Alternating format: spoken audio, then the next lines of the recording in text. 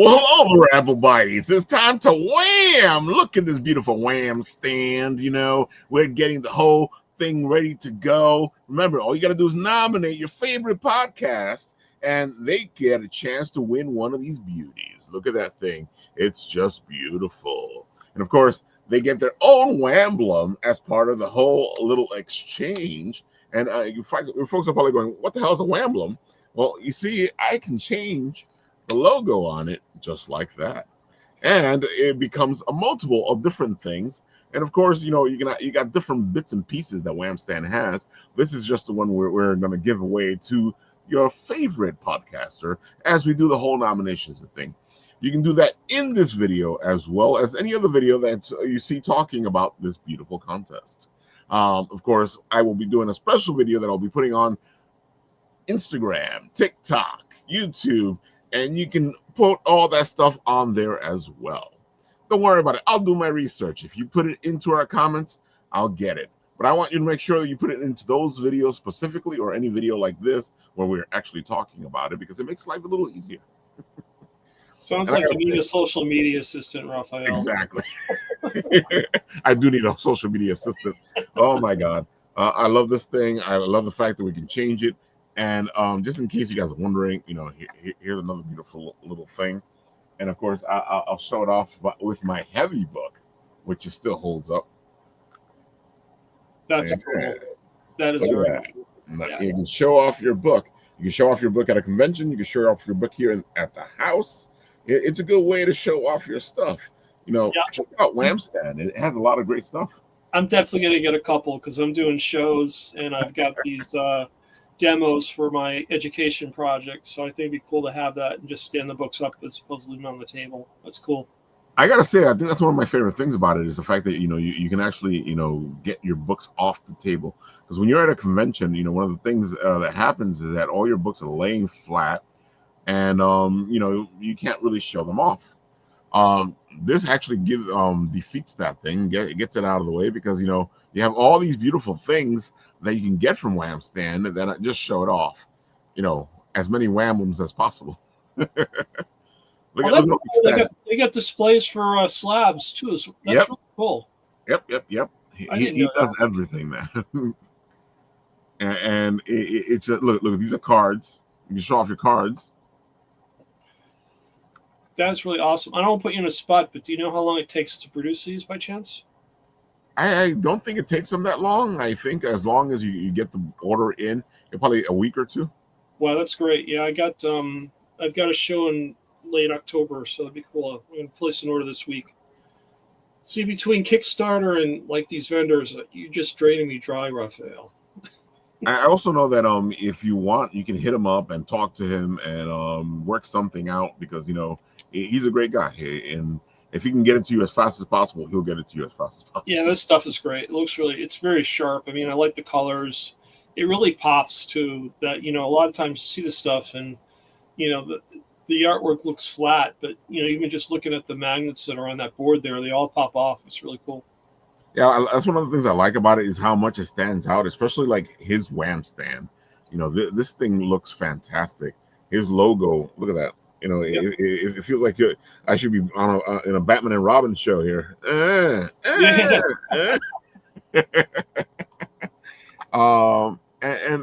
you can make these things different colors. You can tell them what you want. Look, this thing pops by itself. The red. I'm guessing he got me this one because it's Bitten Apple red. See? Yeah. It's all your branded colors. It's awesome. Exactly. Yeah. Especially when you see the Bitten Apple on it, it just turns into a whole other thing. Yeah, it feels like you're taking a bite out of the apple. There you go. Fast you can just switch it over. Not only are you getting the branded colors down, but now you get the tagline as well. You're just a marketing maven. Come on, folks, take a bite out of the apple. Get some wham in your stand. Dude, I really like what he does. It's one of the and it's so funny because when you go to the conventions, you see his stuff all over the place now. That's cool. Yeah. You can see like a lot of different people who have it. I already know that at New York Comic Con, there's going to be so many people that we can check out and talk to who will have all his beautiful stuff. And we are getting ready to go to New York Comic Con, and of course, all this giveaway stuff is getting us ready for our 10th anniversary. That's right, folks, 10th anniversary. We've been doing this for 10 years, coming this October. And it all happened 1 year after a New York Comic Con where we were sitting there going, you know what, we could do this ourselves. And boy, that's what we did. Yeah, you probably should pull that. Yeah, you definitely need a social media coordinator because you should pull together a calendar because you've got the contest, right? Right. You're going to have a Halloween episode, right? Yep. And then in November, you got something else going on too, right? Is it Christmas? Well, October's Or busy holiday? as heck. October's really busy. What we do, we got New York Comic Con. We have Urban Action Showcase, which we are the official press for. So you know, it's a lot of stuff that's coming up, and of course, October is always our spooktacular, and at the same time, it's our 10th anniversary. So we Right. will be having special 10th anniversary shows, special spooktacular shows, and in November, we like to do Noir-vember. See, Noir-vember. Cool. And Paul's going to be all in part of that because you know we have our little friend who is all noir, and maybe you'll hear like a nice little voiceover stuff coming. Oh, that'd be awesome! I tell you, here's some voiceover stuff. I'll be pleased as punch. Oh my God. That's one of the things I've been doing this week. I'm busy because I got to do the stuff for Cold Cutter, and I have to do the stuff for Paul. Cold Cutter Kickstarter kicks off soon, so he needs the voiceover for his Kickstarter video. And what's he doing? Huh? What's he doing? What, his comic? Yeah, does he have a comic out or something? Oh yeah, Cold Cutter. Okay. Cold Cutter is I'm his not familiar book, with it. which is all noir detective. You know, Oh, it's cool. a nice detective book. And folks, you know what? Now that he said that, I will Can you go pull it over up and possibly put the link in the chat? That'd be awesome. Exactly. I'm going to go post and look for it because you know it's what we do. You need a social media assistant to do all the links for Charles, dude, I wish we had like an editor behind the scenes guy. Oh my God, that would be fantastic. Either that or somebody else can do all the talking and I can be behind the scenes going. Doo, doo, doo, doo, doo. So it's Charles W. Morgan. His book is Cold Cutter. It is about a badass detective doing his thing. This book is fantastic. This is all for the 5th issue, which is the last issue in the series that he's been working on. Dude, look at these beautiful covers. That's awesome. Look at that. Dude, he's been sending me these covers, and I'm like, oh my God. That's really cool. And I think he went all out for this 5th. And here's the art he does is amazing. That's awesome. There's Charles himself. Does he have a preview on the Kickstarter yet or no? I think he has the no preview link.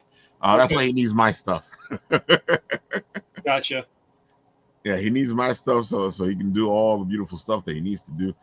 Charles, amazing guy. His book is just amazing. Folks, you know, look at this. I know I'm a noir detective guy, but you know, dude, look at this stuff. It's awesome. It's fantastic books, folks. It's a great story. You should go check it out. You like your detective stories, then you'll like some Cold Cutter. You know what I'll do for you guys? I'll do exactly what Paul said, and I will put the link in the chat. Of course, if my freaking computer works with me on this. So this is the 5th. This is the last issue. Then that's all he's doing is 5 issues. There's been talk about more stuff, but this will be the end of this arc of the story. Gotcha. Okay. And he will be on the show in October. Yeah. Awesome. Or November. I look forward to meeting him. It'd be great.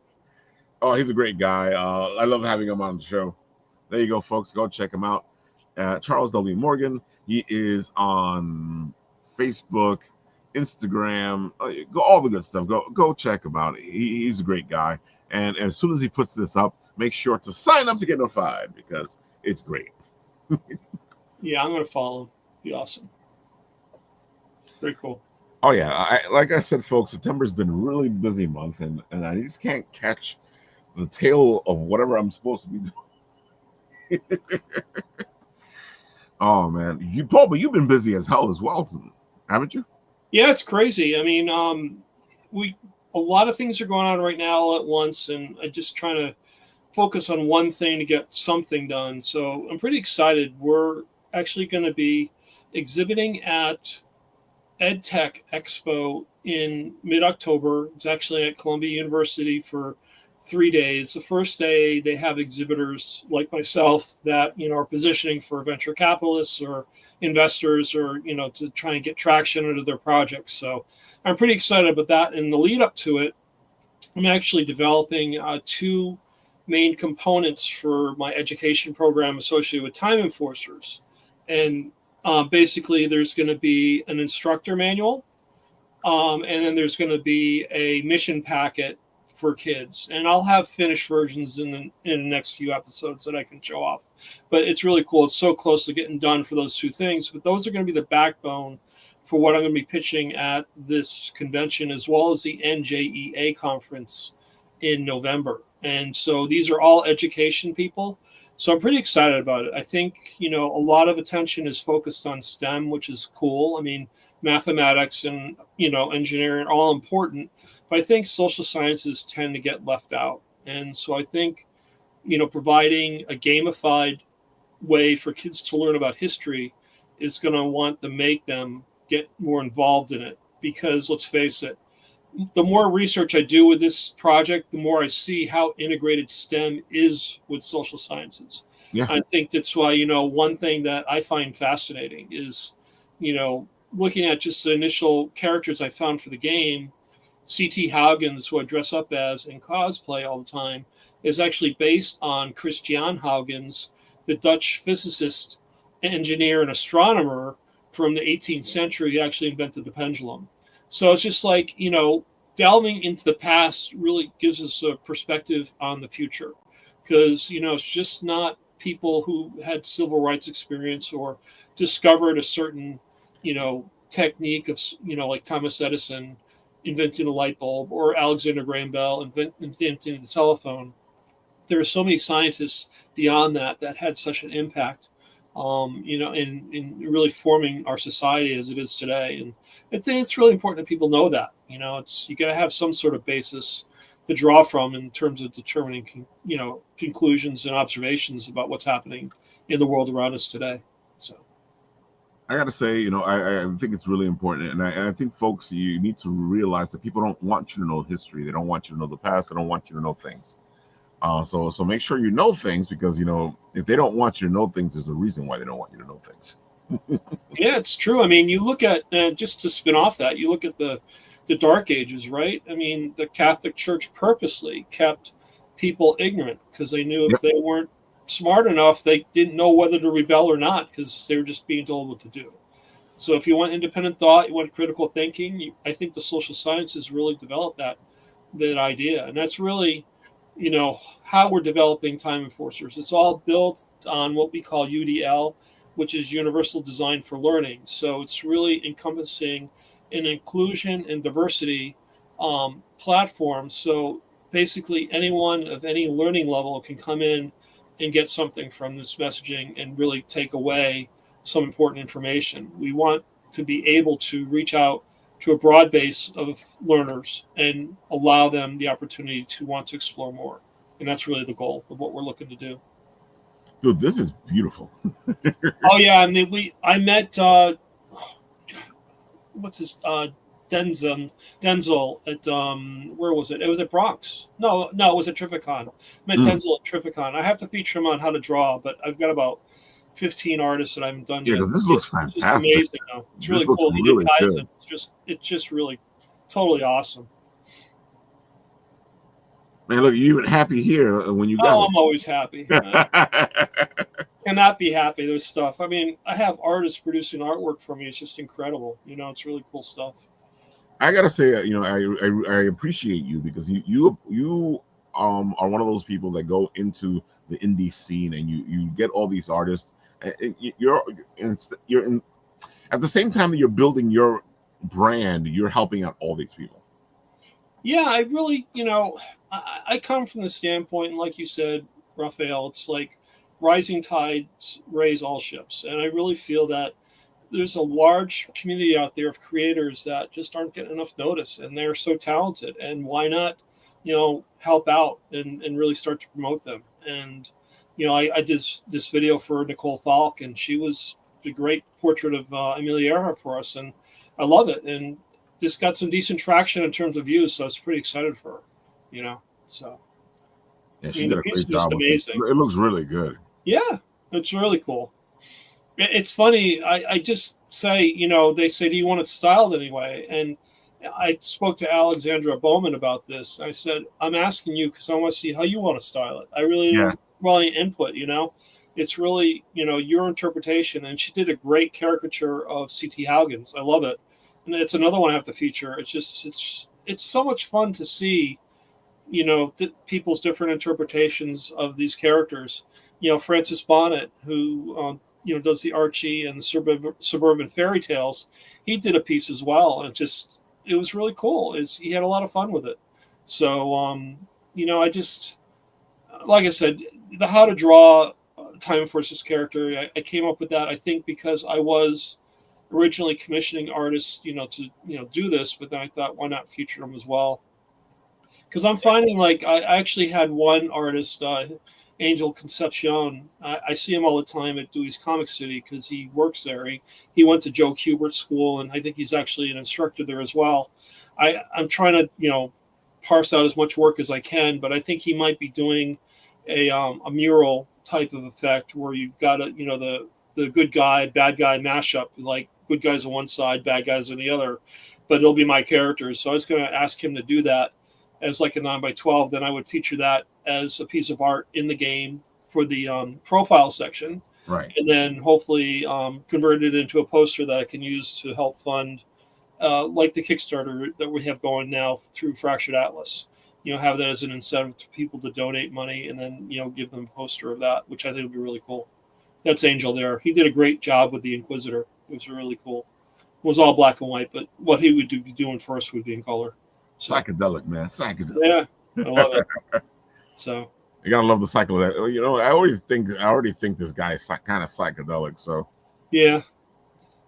I'd love to get Chris Mad to do something as well. I mean, his interpretation of Nick was just incredible. It was so funny because he originally done one, he didn't like it, and he actually turned it into the spirit. Yeah, right? Great, yeah. I had to buy it off him.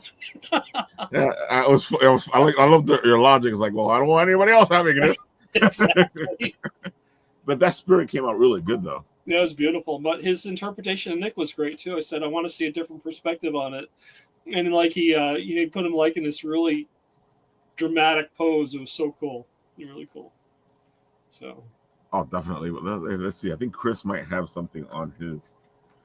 His stuff's just amazing. Hey, he and Will Torres, man. I mean, they just blow my mind. Oh, he did a great one of Amelia as well, right? Yeah, he did Nick. Yeah, Will did Nick as well. So Will did? Yeah, Will did Nick. Yeah, he actually, I saw him at was it the last con we did it in Long Island? It wasn't. It wasn't Cradle. It was the one after Eternal Con. He was at Eternal, and then I saw him there with his wife, and he did that sketch like in 20 minutes. It was incredible. It was just beautiful. It was all black and white. There goes the spirit. That's a piece from Chris, which was great. That's the spirit that he did. Yeah, he did a good job with that. That was great. Yeah, I had to steal that. It's amazing to hit a little turn and it changes it into something else. Yeah, believe me, I'd like to feature more artists in the game, just so that I think it diversifies the artwork some more. Right. I mean, it'd be great if I could just do all one style, but I don't have an art department to do that. And I think if I could feature other artists in terms of, having that, then it really makes the game even more, I think, dimensional. One of the episodes I thought of doing was the Ozzy Osbourne was amazing. He did the purple glasses too. Did you get that one? Oh my God. Yeah, he added the purple. That was amazing, right? Oh. And of course, I love his Ghost Riders. Yeah, the Ghost Riders are incredible. He's a cool guy. I like Chris a lot. Just seemed really laid back, And of course, he was working with one of our friends on a special comic cover right here. Ah, you got a good eye for art, I have to say. Yeah, it's cool. Yeah, one of the one episode I wanted to do was going to focus on Japan again. Mm-hmm. And if you're familiar with Hosukai, he did the Great Wave, that really cool wave Yeah. from Japanese artwork. I was going to do the whole episode in that type of artwork. That'd be really wild. That'd So be I have really like all wild, the yeah. characters look like Japanese, drawings and paintings, that are done on the display screens, which is really cool. So I thought that could be fun. But that's really what I like about this project. It's just I can take an idea and just run with it and not have to worry about being beholden to some sort of preconceived roadblock or guardrail. I mean, I think the point is you really want to provide kids, pretty much anyone, an opportunity to think about and be exposed to different things, and it's just not all the same thing over and over again. So that's what I like about this project. It's just the wealth of information that's available to draw from, and then to interpret it is just, it's just mind blowing to me. I just can't get enough time to do it. That's my problem. So, and it's like I've told you before, it's like, you have, history is such a wealth of things. People think history is such a very narrow thing, but they forget that history is all history. yeah. It's music history, it's comic history, it is so many different things. Yeah, I mean, I just read a great graphic novel on Will Eisner, and I didn't know Jack Kirby, a couple other artists were in his studio in the 40s. They actually started there before they went off to do like Marvel and everything. And Eisner was just a genius. I mean, he not only brought the whole idea of bringing normal people into the comic strips. Pretty much was all like superheroes before, but he really wanted to focus on individuals, everyday people, and he was almost dead set against the whole superhero shtick. He didn't really like it. But not only that, but he also developed the first graphic novel. I mean, he was the first guy to do that, which was incredible. So it's just, it fascinated me to read his backstory. But he could definitely be a character in Time Enforcers. I mean, he was so influential in the whole development of the comic genre, with the whole spirit and everything else. So. As I tell people all the time, even as a writer, I think it's important to pick up his book on sequential, because it kind of really helps you, especially if you want to be a comic book writer, really see how comic books come to be. Yeah. Yeah, even what Joshua was saying on the show on Monday, I mean, he was saying how different writing styles really pertain to the media it's being applied to. You can't have one set script and have it work in every type of media. It just doesn't work that way, So. Yeah. And I find that, like, especially from what he was saying, I find that it is important to have your foot into many different places, especially when you're writing, because it kind of helps you out. Yeah. Especially to get your writing going, to get your writing flowing. Yeah, I think, I mean, I've done, I can't say that I'm a writer. I mean, I've gotten good at writing. You're a writer. But it's just like, I look at episode 1 and I really had a fun time with it because I came from a comic background. I knew, pretty much how panels worked. And I purposely designed the game to be that way. Like, one of the movies that I really found really cool when it first came out was the first Incredible Hulk. And they actually was like the first movie to show comic panels in live motion. So at one point, the Hulk was, Thunderbolt. Thunderbolt Ross was getting ready to battle the Hulk, and they had like 3 panels come on the screen showing like a helicopter here and like the Hulk bouncing someplace over there, and then Ross speaking. I hit my son in the elbow. I said, "Paul, check this out. It's a comic book in a movie. It's so freaking cool." It was just amazing. It's just I don't think that first movie gets a lot of credit. No, it had to be one of the best Hulk movies I saw in a long time. It was really neat. I think people look at things, and we talk about this all the time on the show. We fan go crazy, if you want to call it something, and we kind of, instead of liking things, we knock things down. Yeah. You know, we look at it and we go, it could have been better. I'm like, dude, looking for you need to call them out. You know, I agree, but at the same time, we don't need to destroy this stuff. Yeah, you can also, I don't think they understand that if we destroy it, they will stop making it. now the way I look at it, I mean, any kind of reaction, positive or negative, is constructive. You know, if someone's just going to beat on you being negative, I'm just going to take that as constructive criticism and say, how can I prove this? I mean, you know, my first game that I put out, first attempt I ever did at programming, you know, pulling us all together, getting it on 5 different platforms, which is unheard of. I mean, most people just put it on one platform. I did it on 5, you know, between mobile phones, tablets, Mac, PC, Windows, and Android. I mean, you know, it was a lot, but I was glad I did it. And I know it could be better, but, you know, that's what episode 2 is going to be for. I mean, that's what I'm seeing in terms of what's happening in my programming and how I can make things more efficient, more tied together, and then make it a better experience for the player.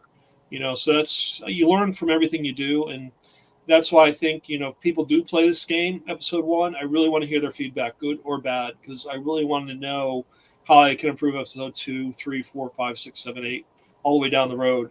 You know, I love it. I love what I'm doing. I just, you know, want to be able to make it as best as I can. So. And that's what's important, and that's what we support, and that's why I like you. You support people. You know, you see where they're going, and you give them that incentive to continue going forward.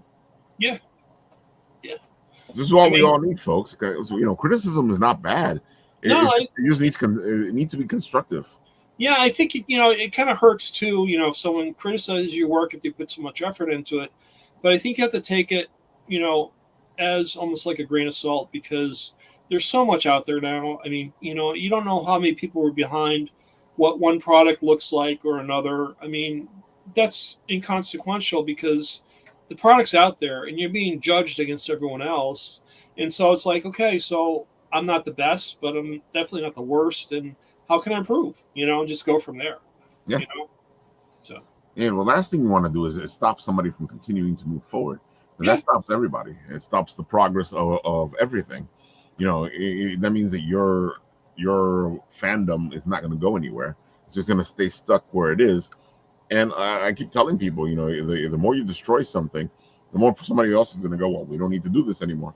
Yeah. You know, they'll stop making the movies. And they're like, Ralph, they won't stop making the movies. There's money there. I'm like, yeah, but then sooner or later, there won't be money there. Yeah. And they'll stop making the movies. Yeah, I mean, the comic book industry for a long, long time ran into that. I mean, they were just doing the same thing over and over again.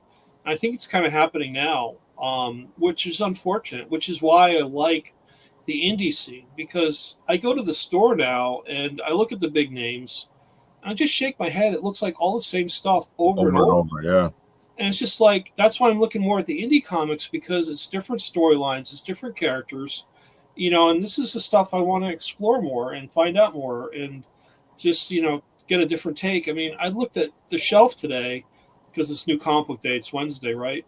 They had like maybe 5 titles of Spider-Man. It's like Spider-Boy. It's just like, are you kidding me? 5 titles of Spider-Man, 5 titles of Batman, 5 titles of Superman. I know. It's just like, I don't know. It's just, you're almost doing things to death. It's like, why can't you put the effort into developing new characters, as opposed to like, you know, just trying to recreate the old ones the same way, you know? So.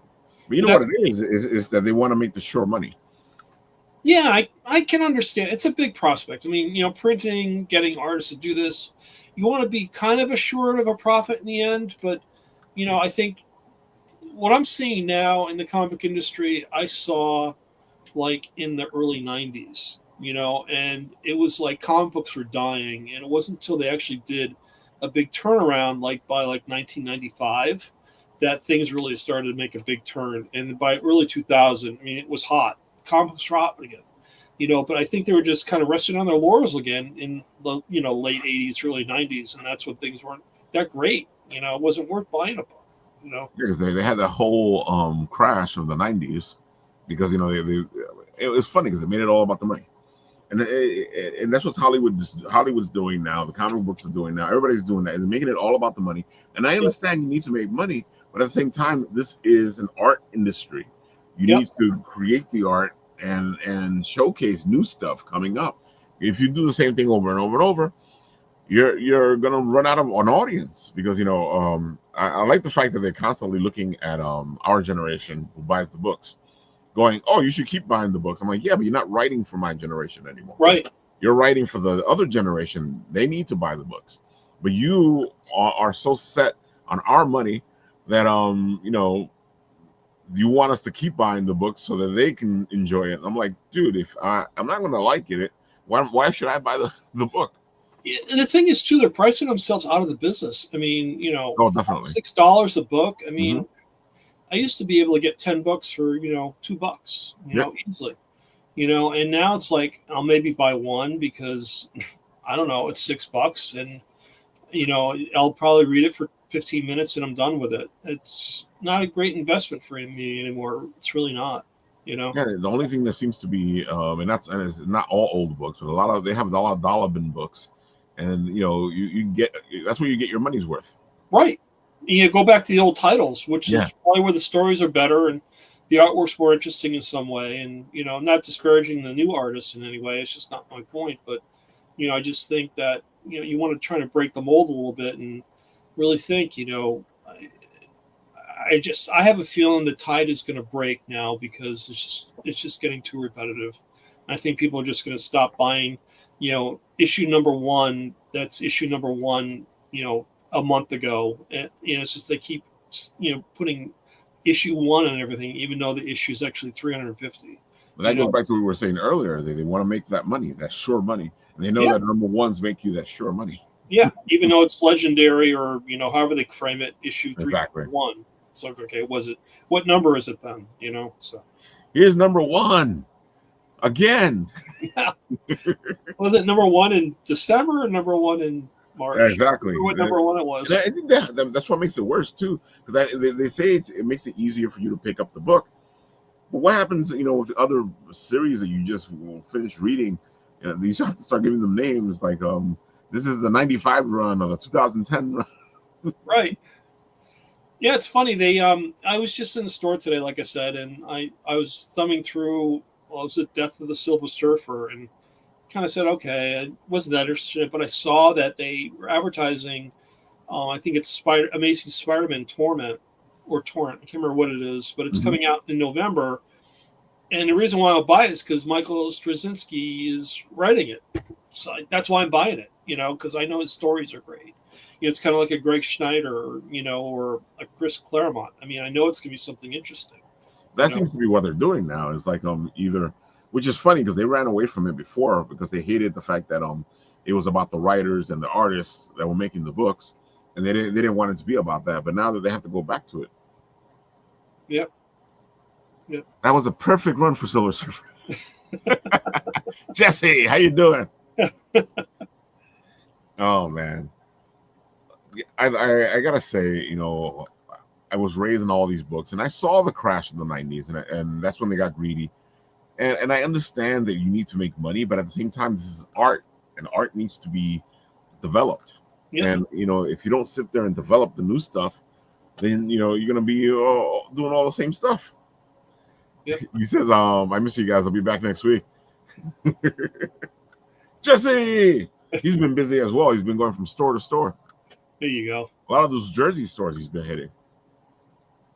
He wasn't even at what was the last thing he did recently? It was you know what? I can show you guys. It's the good thing about being I on think it was on his Instagram, wasn't it? Yeah. Just earlier. Jesse Judy. Yeah, he did a post a couple days ago. I can't remember what show he's at though. Come on, Jesse, put it in the chat.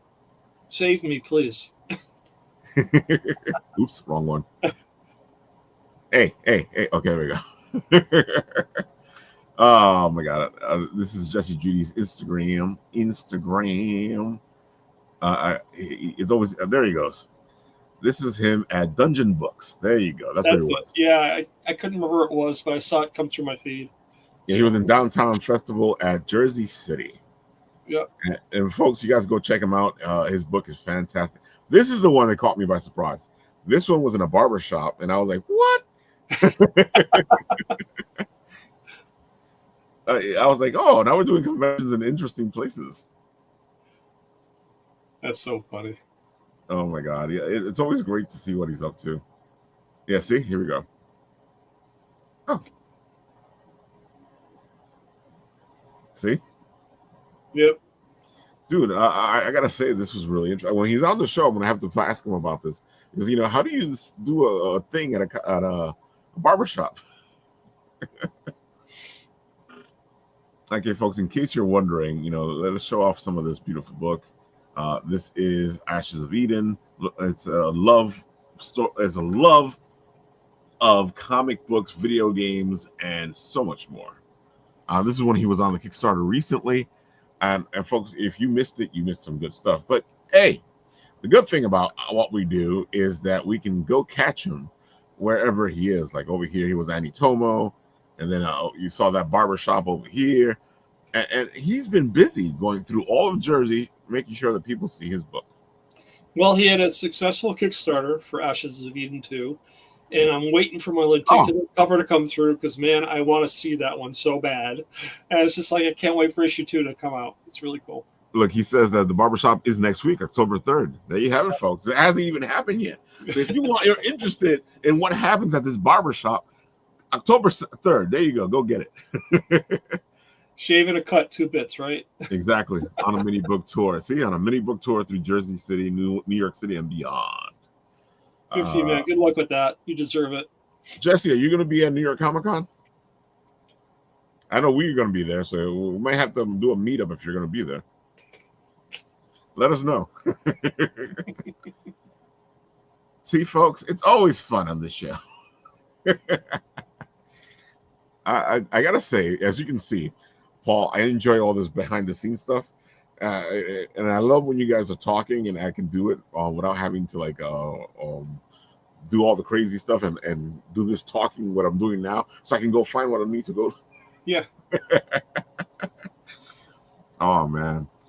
Oh, you know what, Paul? We should show off the little bit of video that you were showing off. I can do that. Yeah, I was gonna try and refine it, but what the heck? It's just a demo tape anyway. So let me just share this really quick. Well, the good thing is that right now you can actually talk over it and tell the people what it is, and it also gives them an idea of what you're looking at. Because this is the same thing. Like also in the green room, it's the same thing that you do when you're on the show. It's just that it's easier to do because it's one video. Yeah. Yeah. No, it's really cool. I mean, this is a work in progress. So, as everyone knows, following my account on Instagram or Facebook, whatever, I'm working on episode 2. It's called Flying into the Chronostorm. It's going to be featuring Amelia Earhart. And this is the splash page for the video game. And it's just a video that runs through, so I'll just start playing it. And basically, when you see things light up, that's me with the mouse clicking the buttons. So it starts the game. This comes into the main menu, where you're going to have options to select either the upgrade store or actually play the arcade. And we're going to have a monetizing element to this where you can actually upgrade the plane. So I really want to make this. I'll just stop it for a second. Let me just go back. I'll control it. Here we go. So basically, what you'll have is the ability to do in-app purchases and upgrade the plane, so you can increase the shield, you can increase the health, and you'll be able to increase the weapon power. And the arcade level, I'm planning on having at least 50 levels to launch on the initial rollout, and then I'll keep adding levels as I go through, and keep increasing the amount of levels. So it'll probably go to 100 levels. But as you go up in the levels, it becomes more difficult, and so you have to, pay to upgrade your plane in order to get by the harder bosses, the harder minions. And so, so monetizing, I think, is going to be really cool. I haven't done it yet, but I'm laying the groundwork to do it, and it looks like it's going pretty well together. We actually have flight tokens. You can see them down here at the bottom.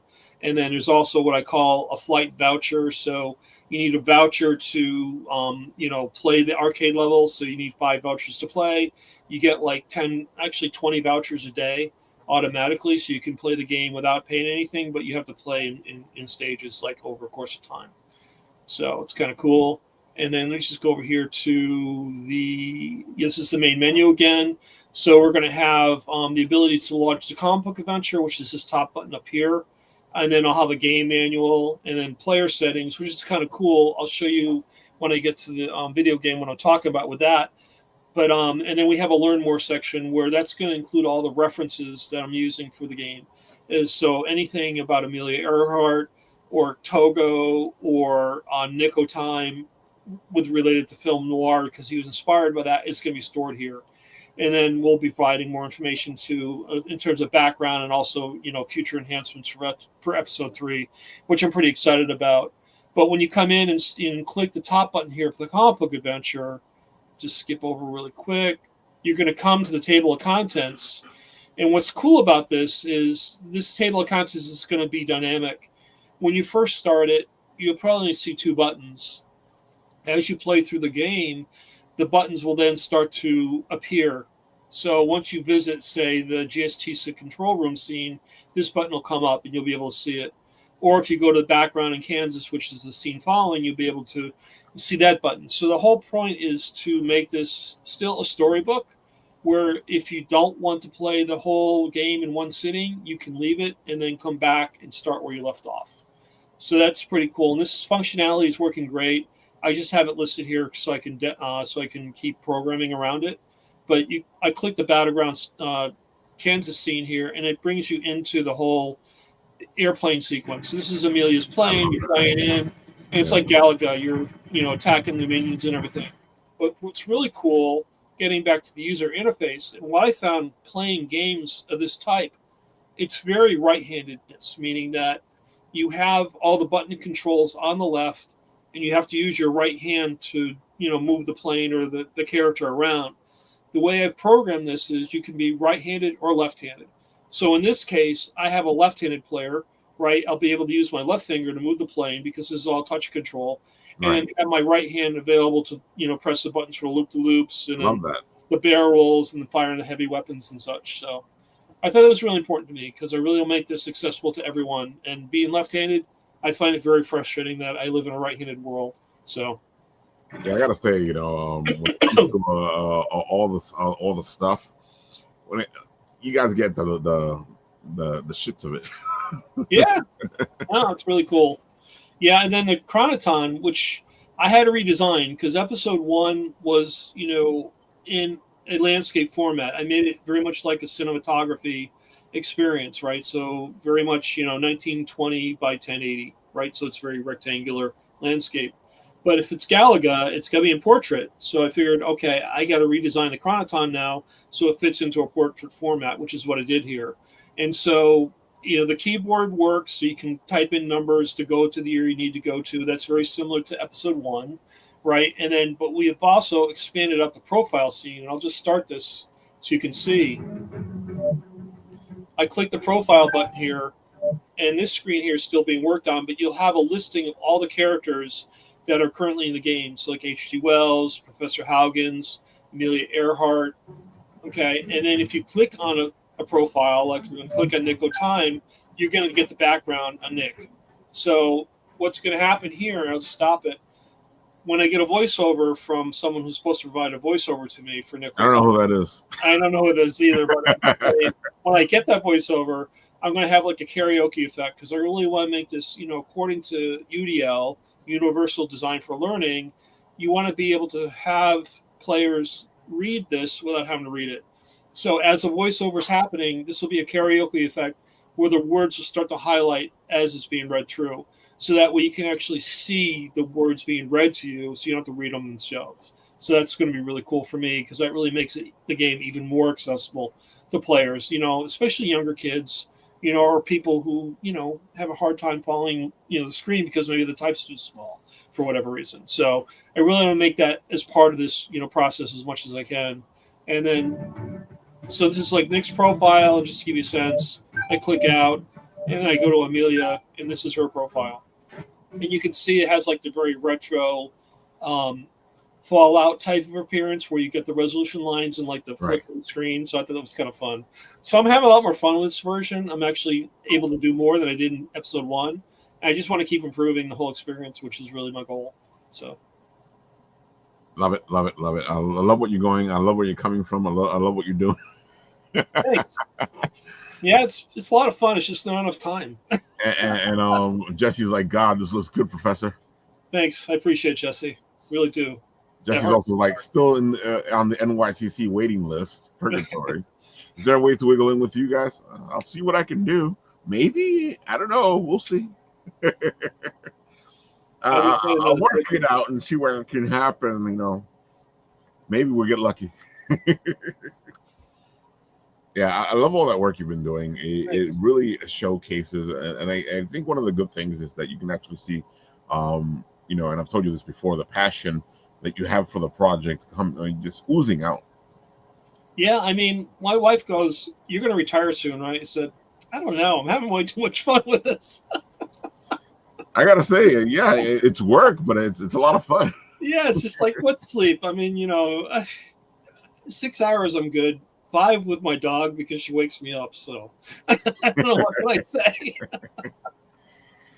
We all gotta sleep sometime. Yeah, folks will sleep later on. We get a lot of sleep when you're dead. Exactly. No, but I'm really excited about episode 2. I think, you know, especially with the arcade level, because one of the comments I got from an avid fan who is not to be mentioned on this show was, Professor, why didn't you do an arcade level? So I'm taking that to heart, Raphael. I'm doing an arcade level now. It makes sense because sometimes people just want to mess around with their game. Exactly. I want to mess around with my game. I just want to play. I want to play. I want to get the score.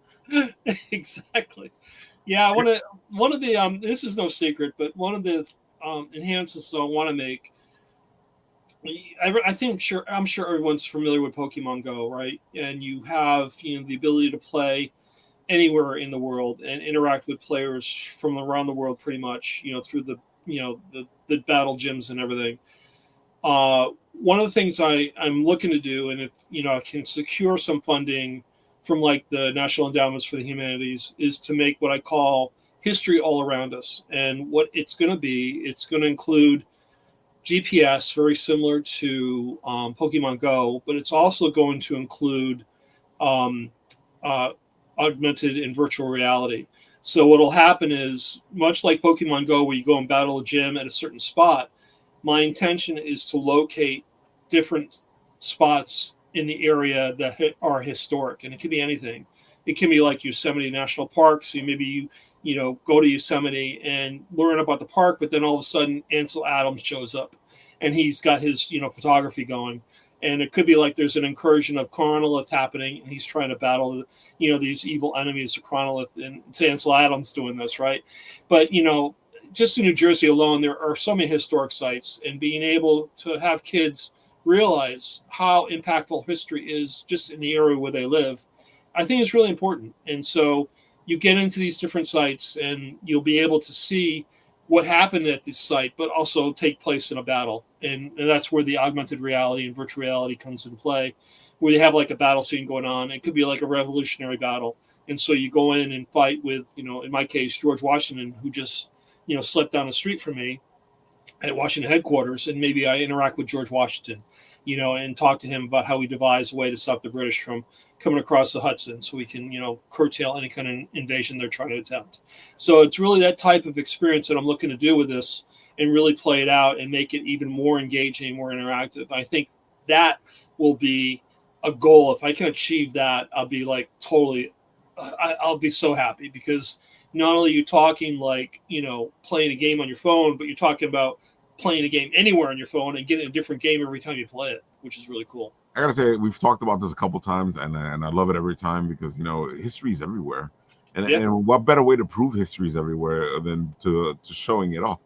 Yeah, and that Ralph's got the Fractured Atlas fundraising page on the screen. Basically, I came across Fractured Atlas, and they're a nonprofit organization, and they've been in business for well over 50 years, assisting artists, both visual and performing, in terms of raising money for their endeavors. And they're actually a 501(c), but the way you work with Fractured Atlas, I go in as a fiscal sponsor with them, and then I use them as my fundraising arm. So basically, they are able to accept donations from contributors through their organization, pass the money to me so that I can use it as a way to develop my platform even further. With that donation that people make, it's fully tax deductible. So if you make a cash donation of $10, you can take $10 off your taxes in 2026. Okay, and then I have other things on there, very much like a Kickstarter, where if you do different levels, for a certain amount of money, you can get a baseball cap, you can get a T-shirt, you can get a signed poster, all that kind of good stuff. And then the more money you contribute, the bigger the prizes are. But the whole point is, I have to make $1,000 goal with Fractured Atlas first through this portal. Once I hit that $1,000 goal, then I can use them as a way to go to the National Endowment for the Humanities and position myself as a contributor, or actually a creator that can actually get money from the NEH to expand and do even more projects. And that's they're sizable chunks of money, but with the NEH you have to be a nonprofit to do that. I'm not a nonprofit, but if I can go in through Fractured Atlas, then I can go to the NEH and actually get some funding that way, which is really cool. So at the rate you're going, you'll be nonprofit. Yeah, I mean, tell me about it. There'll be no other choice. But yeah, the whole point is, once I make the $1,000 goal with them, then I can go on and then pursue much bigger gains, through these grants, which would be really cool. Yeah. Yeah, because I know we've been talking about this a lot, and what you need is a good team to help you out, because it's a lot of work for you, just you. Yeah, I mean, I'd love to get people on board with this. Like, that's one thing I love about the whole. How would you draw a Time Enforcers character? Which I have to tap Jesse on, because that forgive me for not doing that, but I really want to get Jesse to do his interpretation of my characters as well. That'd be awesome. I think it's funny because Jesse does some great art, and he does good video game stuff. So it should be interesting to see where he'd go with it. That's the whole point of this. Is I want to see how people interpret what I've what I've created, and I really want to see their interpretation of it, because I really like seeing different interpretations of what people have to offer. It's really cool. It's cool stuff. And that's the beauty about this industry we're in is we see so much. There's so much out there. There's so many creatives, so many beautiful people doing beautiful stuff. Yep. Folks, if you support the indies, you want to. These guys are doing amazing work. And if you're looking for comic books that fit you more, then these are the people to looking for, because these comics are everywhere. They cover everything: horror, superhero. They cover so much and stuff that we don't see. So it's always great to check out the indie creators. Yeah, I mean, Jesse's take on Ashes of Eden, I got issue 1. I loved it. I can't wait for issue 2.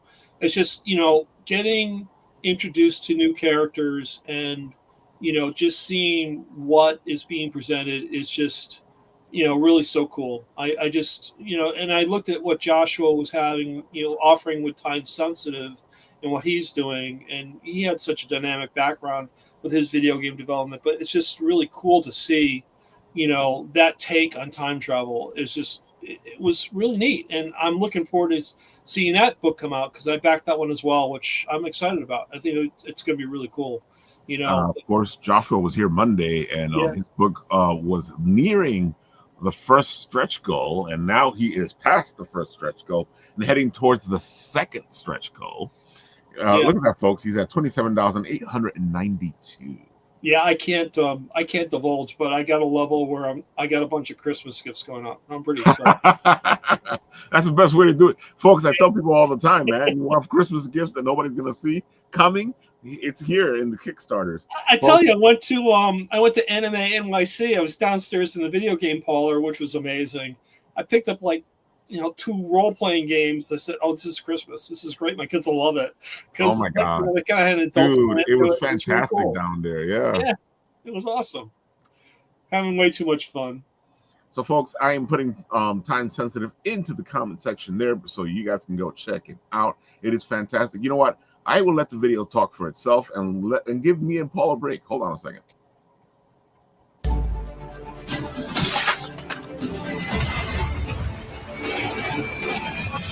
Hey, I'm Joshua Rubin. You might not know my name, but you probably know some of the characters I've helped bring to life, like Ezio in Assassin's Creed 2. Leonardo, I think you just found your madman. And Clementine in Telltale's Walking Dead. Still not bitten. I have been lucky to work on some of the biggest games out there, but I've got so many more worlds I've been building. And I'll tell you, once you start getting gray hairs in your beard, you realize life is too short for anything but yes projects. And I have always loved comic books. So last year, I pulled the trigger and founded Strangeland Comics, a home for high concept, mind-bending, brain candy sci-fi. And today, I am beyond excited to release issue number 1 of our flagship title, an existential time travel love story thriller with stunning art by award-winning Portuguese artist Jorge Quill.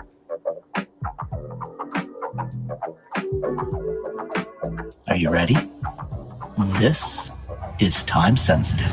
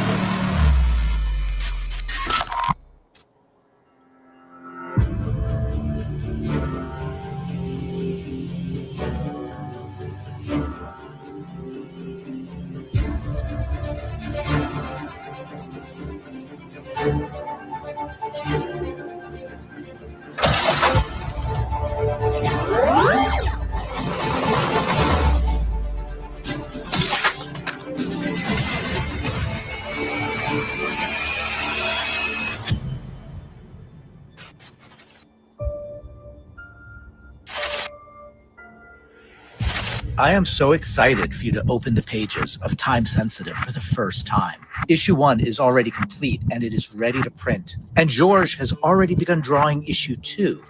This is only the beginning of a much larger world. Honestly, it means so much that you're here. Launching an indie comic book label today, it takes a whole community. And thanks to you, Strangeland Comics is just getting started.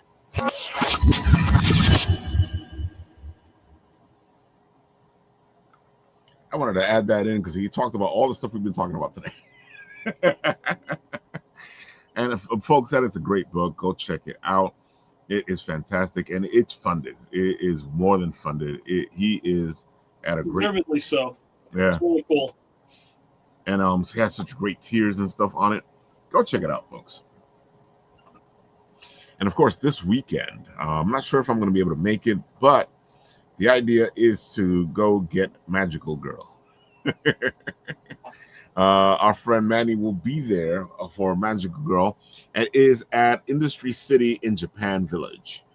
And you know we love Industry City and Japan Village because they do some great stuff in there, and it's a great location. And you have it, folks. Magical Girl, Japan Village, September 27th. 11 a.m. to 8 p.m., folks. You know, who doesn't want to go check out some magical girls? It's funny because I swear I saw her do a video today that explained the whole thing. Is this it? Hello.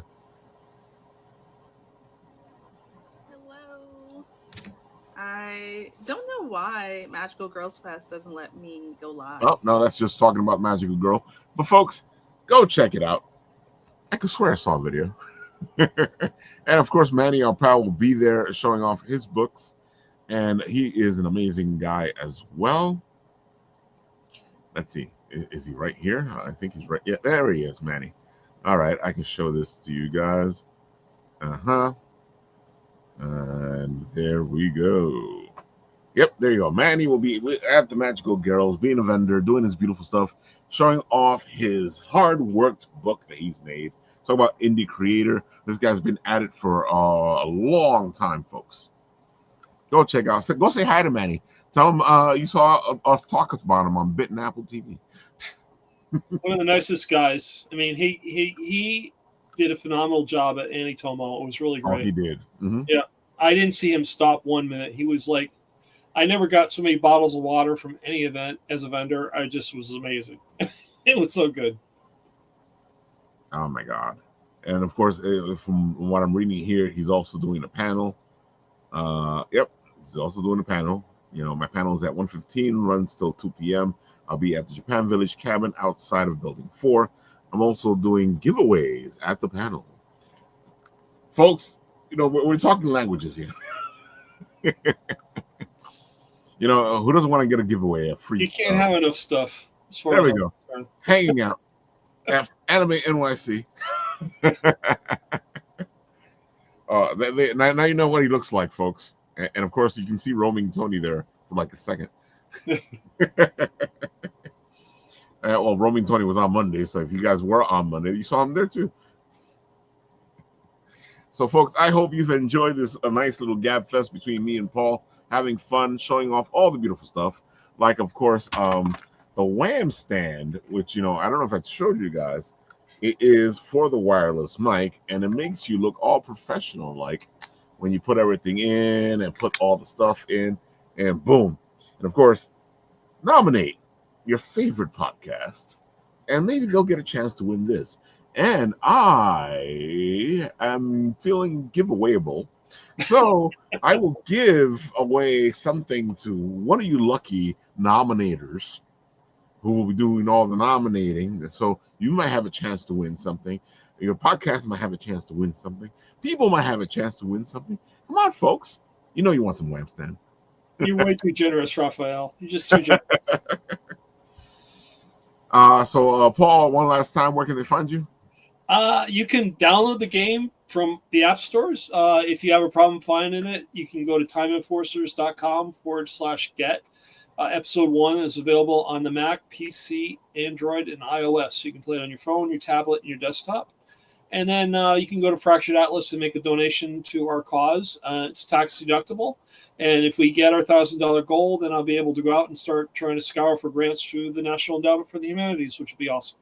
So that'd be really cool. You see what Jesse's saying? I'm literally ordering my first Whamstand set as we speak. It's so cool. Darn it, Jesse, I was going to order one too. Now you're going to back me up. Come on, man. You want a Whamstand. I need a Whamstand. I need at least two your of them. Whamblum. Your Whamblum. Your Wham. I need at least 2 of them. Folks, I'm having too much fun with Whamstand. If you guys make this a successful, beautiful giveaway, I will be giving a lot of stuff away, but it's all up to you. I'm really, though, disappointed in the show to date so far, Ralph. Why? What happened? Well, you haven't posted a shameless plug yet, so I'm still waiting on that one. Oh, my God. We want to do a shameless plug. Then I need a shameless plug. We got to do a shameless plug, of course. You know, we all know our pal Jorge is all ready to do his shameless plug. He will be releasing it in October. Yep, he will be releasing it in October. And he will be on the show, I think, the week after. Yeah, no. He will be on the show October 13th. And he will be hanging out with us, talking about all the beautiful stuff. And, of course, that is Indigenous People Day. So, you know, you guys can come on and hang out and see all about the shameless plug. See, folks, all worth that wait for the shameless plug. I'm happy now. Thank you. And, of course, I will put the shameless plugs link into the comment section. And we all know, like we say here all the time, folks, you go in, sign up to get notified, and it helps a project out. The more people are in the following of the project, the better place it starts the project off at. It's always great to get something to 100 followers. That is a great number right there, folks. He's at 52. Come on, you know, 48 more people. Come on. You know, this is what I love about Kickstarter. Check it out. He's created 2 projects, but he's back 368. It's like, oh yeah, Jorge. My mind just blew. Jorge is a backer. He backs some good stuff. And of course, folks, if you want Wonder Duck, and who doesn't want some Wonder Duck, you can get yourself Wonder Duck at your local comic book store through Filbo Filbo Distribution. Well, he is publishing too, but Filbo Distribution. Tell your local comic store you want your Wonder Duck from Jorge, and you can get it as well because it is now in stores ready to go. Cool. Yeah, or releasing soon. Just ask them for Wonder Duck, and they'll get it for you. Oh my God. Jorge Medina is a fantastic guy. He will be on the show soon talking all the beautiful stuff. Like I said, October 13th, he'll be on. And of course, it's Indigenous People Day. And I always do my favorite story on Indigenous People Day because I have a couple of those. Can't wait to hear it. One that's in this book right here. Because my story in this book is all Indigenous. Very cool. Folks, check it out because we suck at comics. Too much fun, folks. Too much fun. Paul, anything else? No, I'm good. It's midnight. I think I'm tired. Yeah, I think I'm losing my ability to use words or string words together. All right, folks. Wait a minute. Son of Saint just came on, Raphael. You gotta. Oh, Son of Saint. You know what, folks? Since we've been doing this all day, we're going to show you why we say a lot of beautiful things about the Son of Saint. Because we're never leaving. We're going to be here till 3 o'clock in the morning. Well, if people keep coming,